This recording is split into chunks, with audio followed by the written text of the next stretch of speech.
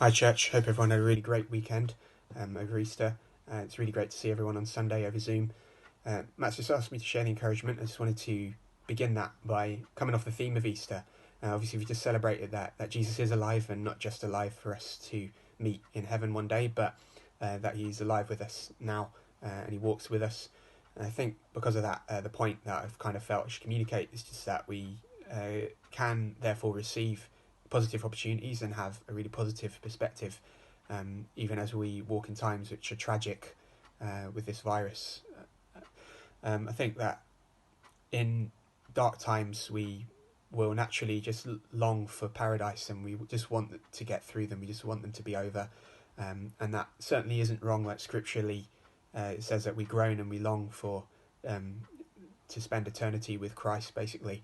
And obviously that's a wonderful thing, and it's something which has to be there in order to drive our lives and motivate us, I think, and keep us running this race with endurance.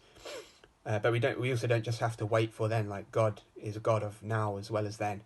And I was reminded of Psalm 46, basically, where in verse 1 it says, God is our refuge and strength, a very present help in time of trouble. And the word present just stood out to me, that God is here now. As Ruth said in her video, we have this rock that we can stand on at all times, and particularly in times of trouble. And so he's here with us now. And I think that it then follows that God is present so we can engage with the present, and he is holy, and therefore every moment that we're in, whether it's good or bad, is made holy and sacred and something to be thankful for. I think I just kind of had, in terms of like seeing a fresh perspective in that way, I went for a walk on the streets of Chester the other day, and just saw how everything was so silent, and obviously everything's on lockdown. For a lot of people that's been really harrowing, but for me, I just felt like it was a nice change.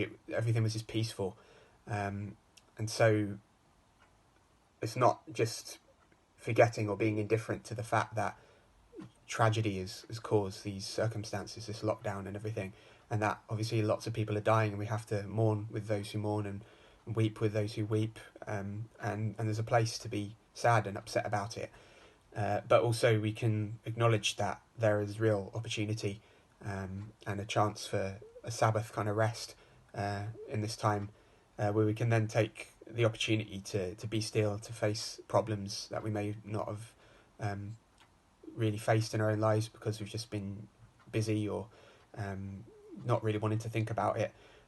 We've got an opportunity to repent and to draw strength from God, in the same way that Jesus would do when he went out into the mountains.